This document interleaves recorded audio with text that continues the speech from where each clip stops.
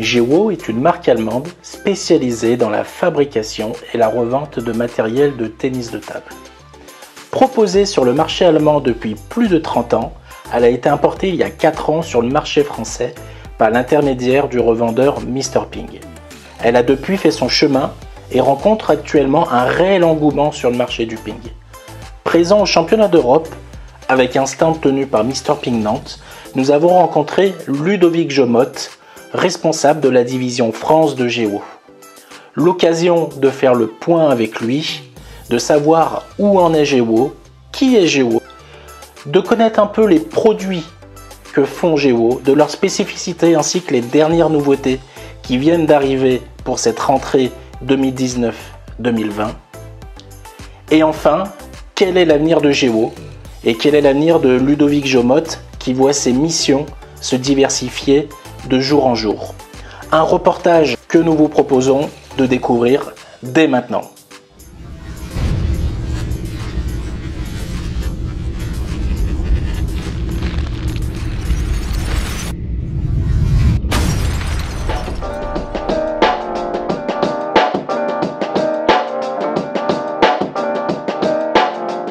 Écoute, la compète se passe bien, sportivement les filles ont fait un super parcours, je dirais la compète un peu parfaite jusqu'en quart de finale où elle tombe sur la Roumanie qui je pense est aujourd'hui la meilleure équipe en Europe.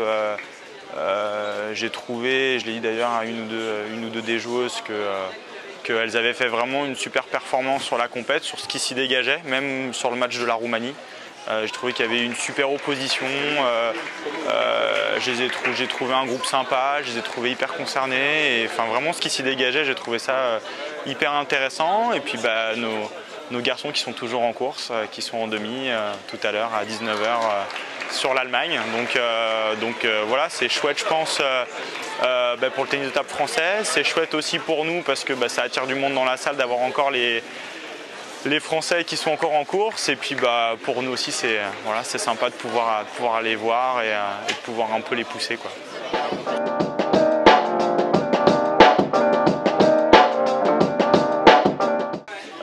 C'est vrai que c'est un moment en fait où je dirais beaucoup de partenaires et d'acteurs finalement se réunissent, que ce soit des joueurs, des présidents de clubs, également des élus responsables de différentes instances, également des partenaires internationaux. Donc finalement c'est un peu l'occasion, je dirais, plutôt que d'aller à chaque fois voir tout le monde un à un, de tous se retrouver au même endroit et de pouvoir finalement travailler, collaborer et avancer ensemble.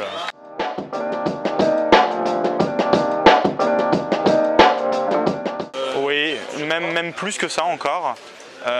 Qui appartient en fait depuis la fin des années 80, début 90 à Contra, qui est un grand revendeur en fait en Allemagne, et en fait qui a choisi en fait en 2015 de mettre à la tête de Gewo un directeur commercial qui finalement fait un travail de développement énorme dans le monde entier sur Gewo.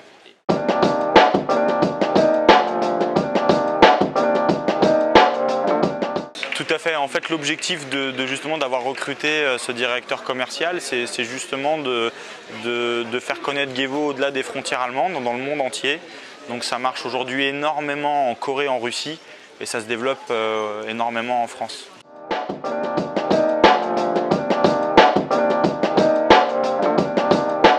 Je pense que, comme tu dis, les produits sont très bons, sont très qualitatifs. Je pense qu'il y a eu aussi une politique au départ au niveau des tarifs qui était aussi assez intéressante pour les consommateurs. Ce qui fait que ça a permis en fait aux gens surtout d'essayer, parce qu'au départ de dire finalement nos produits sont bons, il n'y a qu'une seule façon, finalement il n'y a qu'une seule manière de le savoir, c'est de les tester. Et je pense que le fait que ça soit facilement abordable dans un premier temps par rapport peut-être à nos concurrents, ça a permis pas mal de tests et finalement que les gens puissent se rendre compte que les produits sont de qualité et sont bien. Tout à fait, ouais, complètement. Et puis après, je pense aussi que même l'image de Gewo à l'international finalement grandit, que ce soit sur les réseaux sociaux, mais également exactement. J'allais y venir au niveau des joueurs. C'est-à-dire que Récemment, on a eu Alvaro Robles, donc il y a un peu plus d'un an, finalement, qui a rejoint la team Gevo.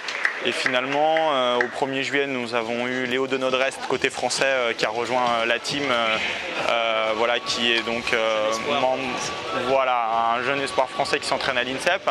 Et également Aruna Quadri au niveau international, d'ailleurs qui a plutôt bien démarré sa saison sportive au niveau international avec la victoire au Nigeria et la demi en République tchèque.